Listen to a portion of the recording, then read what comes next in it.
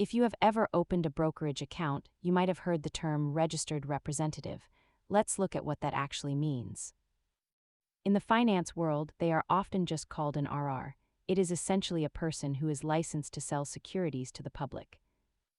There are over 600,000 of these professionals registered with FINRA, the Financial Industry Regulatory Authority, to ensure they meet industry conduct standards. Their job involves helping clients buy and sell investments, providing advice, and always adhering to a strict set of regulatory rules. Thinking about hiring a financial pro, understanding the difference between a registered representative and an investment advisor is the first step to protecting your money. While models vary, many registered representatives are compensated through commissions on the products or trades they facilitate for their customers.